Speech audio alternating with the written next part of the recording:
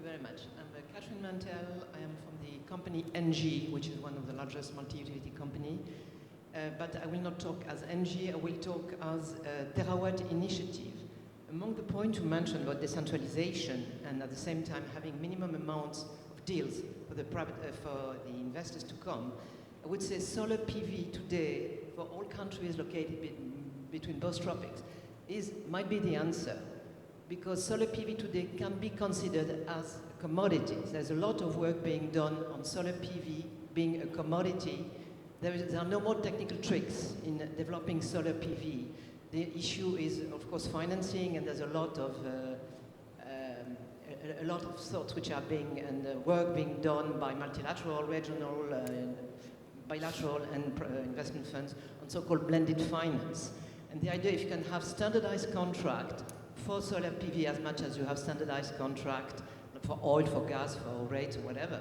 This is, I guess, one of the answers to access to electricity, combining at the same time the necessity to pool, to have standard investment possibilities, and also to have decentralized energy.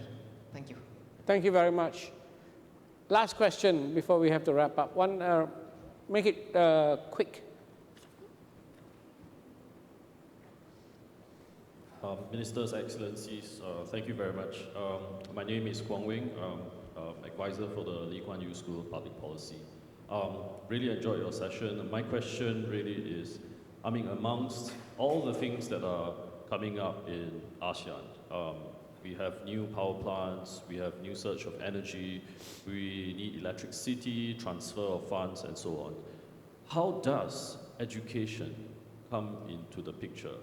Education in the areas of capacity building, public-private partnership, and also, of course, building closer relations through economic development. So that is my question to you. Thank you. Thank you very much. I think just before we pass the question to the ministers, maybe you can also take this opportunity to give us your final thoughts on this whole conundrum and whether or not we can ever put this puzzle together. So, Minister first. Well, I think the funding is one of the major issues, okay, for the connectivity. The funding through a concession and loan multilateral agency or the private sector. Until private sectors, we need to have rule, regulations, and predictability, accountabilities, and also sovereign guarantee in order to attract the FDI in that area. And also, we need to work on a bankable project if we talk about PPP and so on and so forth. But the connectivity itself is extremely important for economic development of the country. And that's why we continue to invest heavily in the infrastructure. And let me answer your question a little bit there on the education. Our Prime Minister gave 4 priorities 30 years ago. To build Cambodia, you need road, electricity, water, human resource. Those 4 elements still apply for today. So in our industrial development policy 2015-2025, one of the pillars to ensure that our industrial development policy is successful, to move Cambodia from a low-income country to a high-income country, we need to invest heavily in the skilled labor force. So that's one of the investment that we to invest. And we also encourage the private sector to participate in the human resource development for our country. Thank you. Well, I would agree that the education is the fundamental to all economic area, and especially in Thailand, I would say that we are now in the process of the education reform. But one thing is that because there are lots of things happening in ASEAN, not only Thailand but many countries, urban development, infrastructure development, industrial development as well. Particularly in Thailand, we're moving on to the new, what we call the new S-curve, the new industry. So we need a higher quality of the labor force.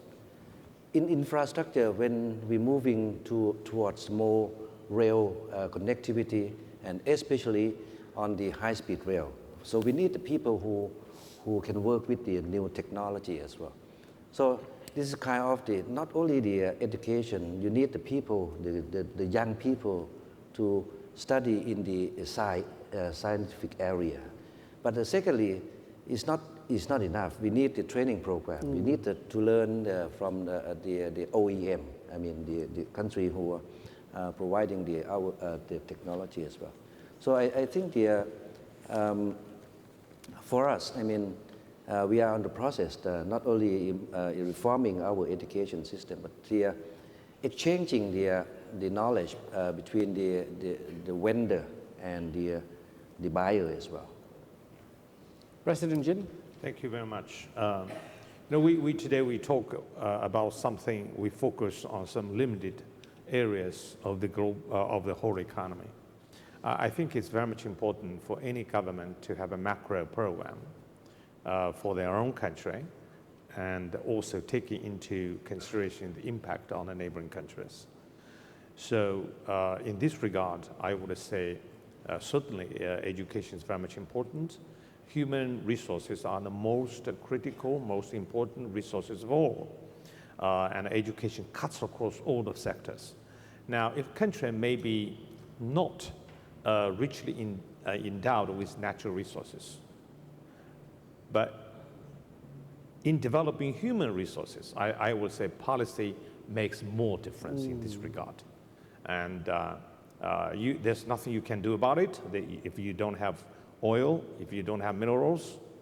Some of the countries are very poor in these natural resources, but because they develop education, so they bring the economy to develop at a very high speed. So, and then you will find that we will cover more areas than we focus here today. But this is not really something we discussed today, but I think it is important. Absolutely. Anna? Okay, so I guess I would say that what this highlighted again for me is the long-term nature of this build, right? It's 2025 is just around the corner in terms of putting all this connected infrastructure in place, and yet its criticality to eliminate inefficiencies in trade. But I'd say that we're quite optimistic, at least from the financial world's perspective, that it will get financed. There's a lot of money out there, a lot of interest in these projects, and we'll need to work together to take the maximum amount of volatility out of this long-term investment horizon. So maximum regulatory stability, working together to take commodity, currency, other risk out of it. But if we do that, we'll get there. Thank you. Tevin? Yes.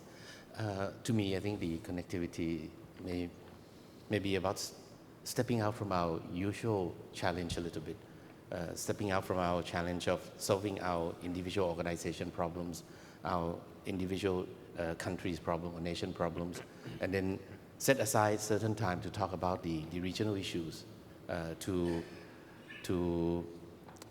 make the connectivity a bit more efficient, and we touch on several areas. Because sometimes when we are really focused from inside out, it's going to be very difficult. If I may, I'd like to touch on the education a little bit, because it's something that is, I'm personally always puzzled on where we're going because of this new technology, this artificial intelligence, this digitization. It poses a question of what should education be focused on the future. Of course, the fundamental of education is still there. We do need people with certain skills and knowledge. But I think for the advanced education is something that we may need to really consider what would be the critical competency of human beings to survive or to excel in the future in the environment of artificial intelligence being developed. And I also heard from my colleagues who participated in the session yesterday that the concept of formal education may have to be reviewed rather than the education in school and college. Because of the continued development of the new technology, we may need an ongoing continuous education, sort of informal, to keep update of this technology to allow us to keep updated. Thank you very much. I think we've had a fantastic panel discussion, and I thank my panelists for their thoughts and their insights. I think the big takeaway from our morning's session today is really that I think connectivity is critical to ASEAN.